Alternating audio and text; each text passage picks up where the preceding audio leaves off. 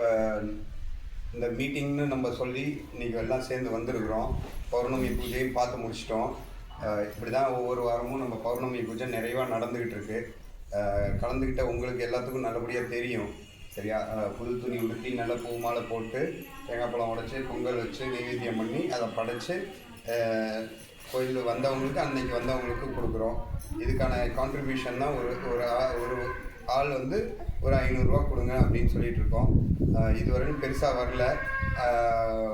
அதனால் இனி முந்தே கொடுக்குறவங்க வந்து கொஞ்சம் நல்லபடியாக யாரால முடியுமோ அவங்களாம் கொடுத்துருங்க. இந்த காசு கலெக்ட் பண்ணுறது வந்து கோபி திருச்சியில் இருக்கிறவர். அவர்கிட்ட நம்பர் வந்து அப்படியே நோட் பண்ணிங்க 9842429763. நீங்கள் ஃபோன் பண்ணி கூட நீங்கள் அவர்கிட்ட கூப்பிட்டு கொடுத்துடலாம். ஜிபேயோ ஏதோ பண்ணுறதுனா பண்ணிங்க, அதை அவங்க பார்த்துக்குவார். இது பௌர்ணமி பூஜையோடு முடிஞ்சிச்சு. இப்போ அடுத்து நம்ம மீட்டிங்க்கு இன்றைக்கி வர சொன்னதுக்கான விஷயம் வந்து ஒரு 3 விஷயந்தான். நம்ம கோயிலுக்கான வரி 2023 வரையிலும் நல்லபடியாக கொடுத்தோம். ஏன் அப்படின்னா கும்பாபிஷேகம் ஆகணும், கோயிலை கட்டணும், செலவுக்கு வேணும் அப்படின்னு நினச்சோம். கோயிலை கட்டி முடிச்சுட்டா செலவு முடிஞ்சிருச்சுன்னு இல்லை, கோயிலை கட்டி முடிச்சுட்டா செலவு ஆரம்பிச்சிருச்சுன்னு தான் அர்த்தம். நம்ம வரி கொடுக்கறதுனால மட்டும்தான் நம்மளோட கடமையை வந்து நிறைவேற்ற முடியும். எல்லாராலையும் வந்து எல்லா வேலையும் செய்ய முடியுது. அதனால அந்த வரி கொடுத்துட்டா அந்த காசை வச்சு தான் வேலை செய்கிறவங்க அதை செய்வாங்க. அப்படி என்ன செலவு இருக்குன்னா, டெய்லி கோயிலுக்கு விளக்கு எறியணும், சாமிக்கு பூ போடணும், நெய்வேத்தியம் பண்ணணும். இதுக்கு ஒரு செலவு இருக்குது. கோயிலை பராமரிக்கணும், சுற்றி கூட்டி கிட்டி நீட்டாக வச்சுக்கிட்டு.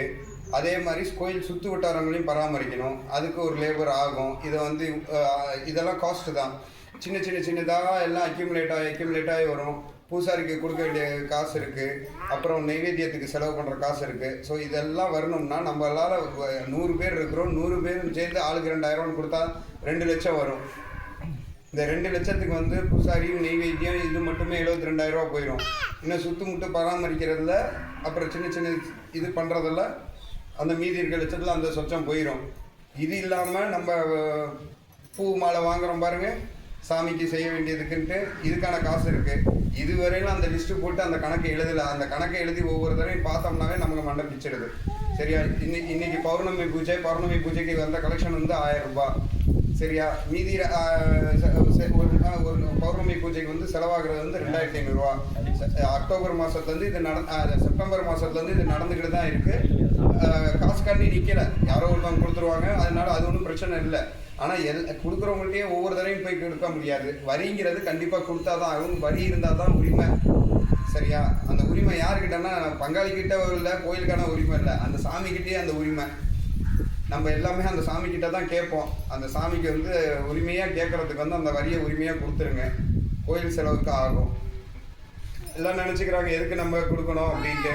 நான் ஏற்கனவே நேற்று வீடியோவில் சொன்ன மாதிரி தான், இங்கேருந்து ஏதோ கோயிலுக்கு போகிறோம், நம்ம தெரு கோயிலுக்கு போகிறோம், ஊர் கோயிலுக்கு போகிறோம், நம்ம சமயபுரம், திருப்பதி இந்த மாதிரி போயிட்டு நம்மளால் முடிஞ்ச அன்றைக்கி ஏதோ சாமிக்கு வாங்கி போடணும், 4 அன்னதானம் பண்ணணும், 2 முடியாதவங்களுக்கு கொடுக்கணுன்ட்டு எவ்வளவோ வேண்டுதலில் முடிச்சுட்டு வந்துக்கிறோம். இது மாதிரி உலகத்தில் இருக்க எல்லாருமே அந்த கோயிலுக்கு போயிட்டு இருக்கிறாங்க.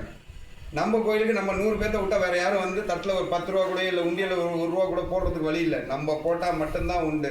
ஸோ அதனால் வந்து ஏற்கனவே நிறையா தடவை சொல்லியிருக்கேன். ஒவ்வொரு தடவையும் நம்ம சம்பாதிக்கிறதுல ஒரு பங்கு 1%ல் 1%ன்னு எடுத்து வைங்க, இல்லை ஒரு 6% எடுத்து வைங்க. நான் மாதம் 10,000 ரூபா செலவு சம்பாதிக்கிறேன். அந்த சம்பாதினதில் 1%ன்னா எவ்வளோ ஆச்சு? 100 ரூபா ஆச்சு. சரியா? அந்த 100 ரூபாயிலையும் பாதி பங்கு வைங்க, 6%ன்னு வைங்க, 50 ரூபா ஆச்சு. மாதம் 50 ரூபா, வருஷம் எவ்வளோ ஆச்சு? 600 ரூபா ஆச்சு. ஒரு பௌர்ணமி கொடுத்துடலாம். சரியா?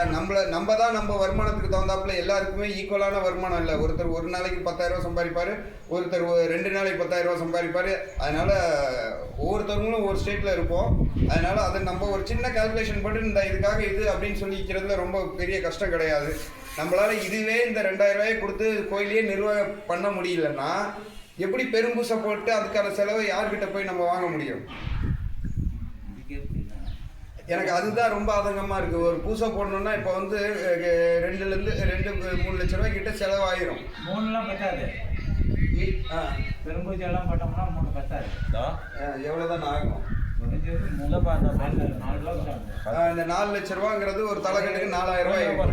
நீங்கள் தனியாக பேசணும். எப்படின்னா சாப்பாடு எப்படி அரேஞ்ச் பண்ணுறது, முன்ன வந்து அவங்கவுங்க கடை வாங்குவாங்க, அவங்கவுங்க எங்கேயாவது ஒரு இடத்துல சாப்பாடு பண்ணிக்குவாங்க. ஆனால் இனிமேல் அப்படியே செய்யறதா இல்லை பொதுவில் வச்சு இப்போ பொது கடை ரெண்டு வெட்டுவோம், அன்றாட கடான்னு சொல்லி இப்போ நாளைக்கு ஒரு கடை எல்லாருக்கும் ஒரு கடை வெட்டுவோம், அதை பொதுவாக சமைச்சு போகிற மாதிரி ஏற்பாடு பண்ணிக்கணும். அது மாதிரி பார்த்துக்கங்க, பொதுவாக சமைச்சு போட்டுடலாம். அது அப்போ அது அப்படின்னா எல்லாருமே சாப்பிடுற மாதிரி இருக்கும். சரி, ஏன்னா சேர்ந்த மாதிரி இருக்கும். அந்த மாதிரி ஒரு கடை வெட்டாமல் வர்றவங்களும் சாப்பிட்டு போயிடுவாங்க, அது மாதிரி வச்சுட்டு சேர்ந்த போகலாம். மாதிரி இருக்கும். சேர்த்து வாய்ப்பு பொதுவா சமைச்சு கொடுத்துடலாம் அப்படிங்கிற மாதிரி இருக்கட்டும். கிடா வாங்கி கொடுக்குறவங்க கிடா வாங்கி கொடுங்க, காசு கொடுக்குறவங்க கொடுங்க அப்படின்னு பார்த்துக்கலாம். கடை வெட்டுற இதை வந்து கறியை வந்து தொழிலாளிக்குன்னு கொடுப்போம், ஐயனாருக்கு வெட்டுறது. மற்றது அந்த பொடாரிக்கு வெட்டுறதை வேண்டசாரை வச்சு செஞ்சு கொடுத்துருவோம். அப்படிதான் கொடுத்துருக்கோம். அப்படியே பொதுவாகவே செஞ்சு போட்டுடலாம். தொழிலாளிக்கு நம்ம இதாக பண்ணி கொடுத்துக்கலாம், யாரோ ஒருத்தர் கறியை கொடுத்துடலாம், கொடுத்தா அதை ஒழுங்கு பண்ணிட்டு இருக்கலாம். சேர்ந்து கோயில் வரணும். ஆமாம், சேர்ந்தால் தான் அதுக்கு ஃப்ரீயாகும். இடம் இருக்குது, இந்த பக்கம் போட்டு இது பண்ணோம்னா ஒரே நேரத்தில் 500 பேருக்கு அதெல்லாம் பண்ணிக்கலாம். ஒன்று சேர்ந்தலாம். இப்போ அதுக்கான காசுக்கு எங்கே போகிறதுன்னு தெரியல. எனக்கு ரொம்ப கஷ்டமாக இருக்குது. எப்பயுமே காசு கொடுக்குறவங்கள்ட்ட போயிட்டு நம்ம ஒவ்வொருத்தரையும் வந்து இவ்வளோ கொடுன்னா அடுத்தாப்புல உள்ளே போகலையே ஐயோ காசு கேட்க வந்துருவானோங்கிற ஒரு பயம் வந்துடும். என்னை பார்த்தா அப்படிதான் நடந்துக்கிட்டு இருக்கு. பெரும்பூசிக்கு நீ வரியை போட்டு தான் போடணும், சொல்லியே போடணும். பெரும்பூசிக்கு இல்லை, பெரும்பூசிக்கு டைம் இருக்கு. அப்படி இருந்தாலும் பொடாரிக்கு ஒரு வேலை ஆச்சுன்னா வர ஆடியில் பெரும்பூசிக்கு. ஆமாம், வரி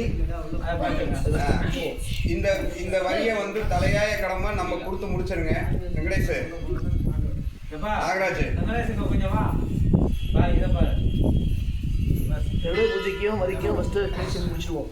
சரி, இந்த வரியை வந்து கொடுக்க வேண்டியது வந்து நம்ம கடமை. இதுக்கு மேலே எப்படி இப்படிலாம் சொல்கிறதுன்னு தெரியல. இல்லை, என்னை வீடு வீடாக வந்து 4-5 பேர் வந்து வாங்குங்கன்னாலும் வந்து வாங்குறோம். அது வந்து தப்பு இல்லை. இப்போ இருக்க காலகட்டத்தில் எல்லாருமே அவங்கவுங்க ஒவ்வொரு வேலையில் இருப்பாங்க. ஃபோன் அடிச்சு என் வரி ரெடியாக இருக்குது வந்து வாங்கிக்கன்னா இன்றைக்கி இல்லாட்டி ஒரு வாரம் கழித்து வந்து வாங்கிக்குவாங்க வரி வசூல் பண்ணுறவங்க. இதே மாதிரி வரி வசூல் பண்ணுறவங்க நீங்கள் கூப்பிட்டு ஒழுங்காக வந்து வாங்கலைனாலும் எனக்கு கூப்பிட்டு சொல்லுங்கள், நான் அவங்களை அனுப்பிச்சி விட்றேன். அடுத்தாப்புல அந்த மாதிரி டிலே ஆகாத அளவுக்கு நான் பார்த்துக்கிறேன். இது முடிஞ்சு இப்போ வந்து கையில் பிடிச்சிருமா? இல்லை காயம் பண்ணிக்காதா, விஷயம் அதில் காலை கீழே வச்சா காயமாக இருக்கணும். இப்போ பெடாரி கோயில் வந்து கும்பாபிஷேகம் பண்ண போகிறாங்க.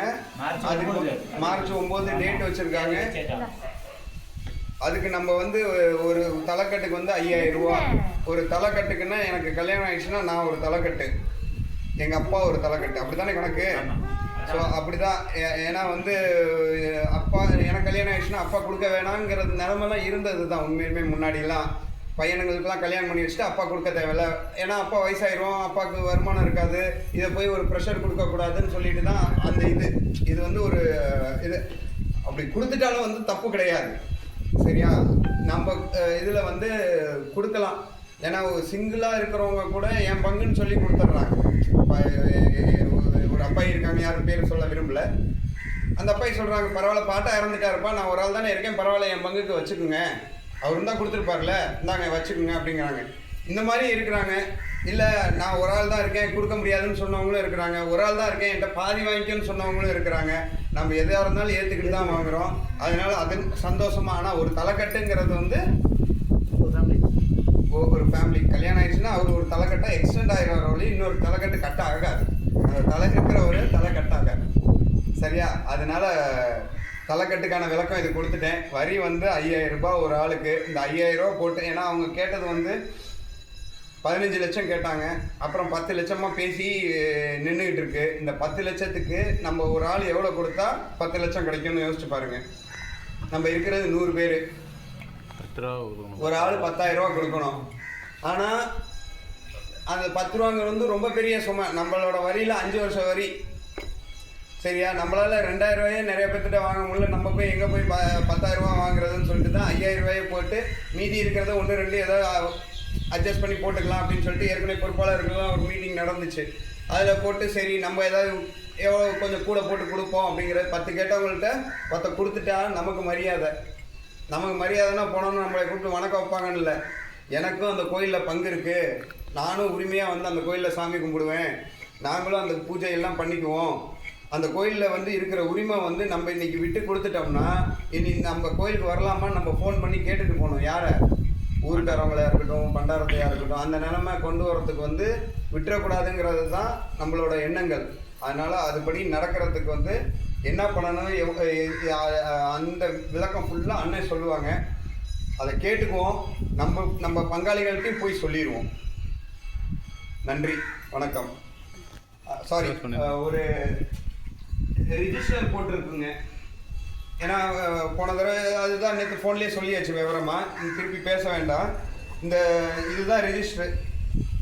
ஒன்றும் இல்லை பெருசாக. நம்ம வந்து டேட்டு, பேர், நம்மளோட எத்தனை பேர் வந்திருக்காங்க அப்படிங்கிற பேர், அடுத்து வந்து எங்கேருந்து ஊர், ஃபோன் நம்பரு, வருகை விவரம், பௌர்ணமி பூஜைக்கு வந்தீங்களா இல்லை சும்மா சாமி கும்பிட வந்தீங்களா, ஏதோ ஒன்று, நம்ம பத்திரிக்கை படைக்க வந்தீங்களா, முடிக்காணிக்கை கொடுக்க வந்தீங்களா, அந்த மாதிரி ஏதோ ஒன்று, அதுக்கான என்ன விஷயத்துக்காக வந்தீங்கிறதும், உங்களோட கருத்துக்கள் ஏதாவது இருந்துச்சுன்னா சொல்லுங்கன்ட்டு. ஏன்னா கருத்து வந்து கோயிலுக்கோ இல்லை நம்ம காதுகளுக்கோ வந்தால் தான், அந்த பொறுப்பாளர் காதுக்கு வந்தால் தான் அதுக்கான அடுத்த முயற்சி என்னங்கிறத பண்ண முடியும். இன்னைக்கு ஒருத்தவங்க அழகாக எழுதியிருக்காங்க, கோயில் பூஜை போட, பெரும்பூசை போட முயற்சி செய்ய வேண்டும். சந்தோஷம், கரெக்டாக. இது மாதிரி ஒவ்வொருத்தவங்களோட கருத்துக்களும் ஒன்று ஒன்றா எல்லாம் வந்தால் தான் நம்மளும் விட்டது ஏதாவது இருந்துச்சுன்னா சரி பண்ண முடியும். கரெக்டாக. இது வந்து அங்கேயே பக்கத்தில் 2 பங்காளி சேர்ந்து போய்ட்டு என்ன கோயிலில் போய் இப்படி பண்ணியிருக்காங்க, அதை பண்ணாமல் இருக்கிறாங்க, இதை பண்ணாமல் இருக்காங்க, சாமிக்கு வேணால் கேட்கும், அவங்க சொல்கிறவங்களுக்கு கேட்கும், நமக்கு எதுவும் கேட்காதில்ல. அதை நான் சொன்னேங்கிறத பதிவு பண்ணுறதுக்கான இடம் தான் இது. இது வந்து நிறைய கோயிலில் போட்டு வச்சுருக்காங்க. இதை நம்ம கோயிலே போட்டிருக்கோம். அதனால் இது வந்து உள்ள ஆஃபீஸ் ரூம்லலாம் இருக்காது, கோயிலில் தான் இருக்கும். கோயிலில் வந்தோடனே அண்ணன்ட்ட வாங்கி இது வந்ததை நீங்கள் பதிவு பண்ணிட்டு போயிருங்க. இதில் கையெழுத்து கேட்கல, அதனால யார்